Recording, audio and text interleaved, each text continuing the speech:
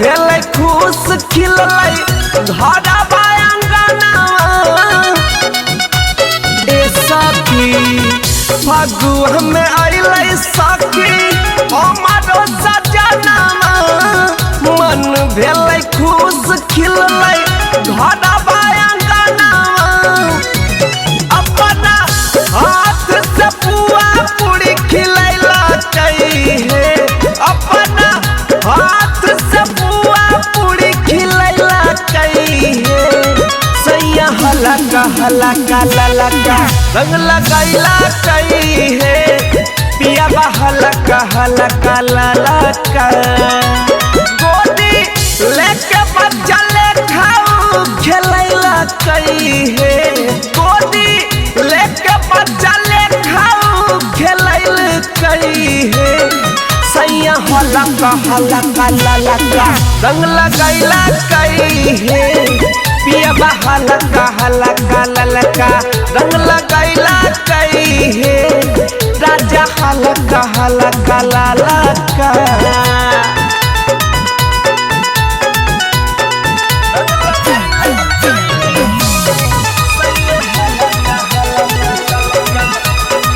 Music by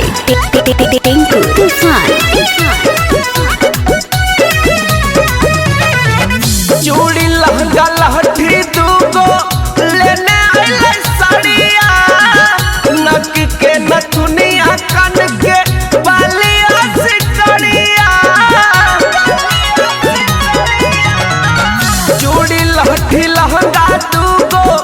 लेने आइले साड़िया नक के नथुनिया बाली बिंदिया सिकड़िया हमर देहिया के पानी से भिंगल कहे पूरे देहिया के पानी से भिंगल कहे सैया हलका हलका ललका रंग लगैला कहे पिया हलका हलका ललका रंग लगैला कहे पिया हलका हलका ललका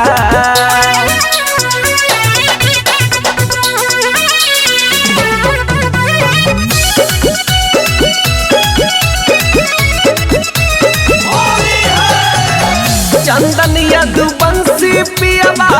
मिलै तकदीर से होली खेले अइलै सैया छोड़ी कश्मीर से छोटू अभीस टिंकू मिलै तकदीर से होली खेले सैया छोड़ी अइलै कश्मीर से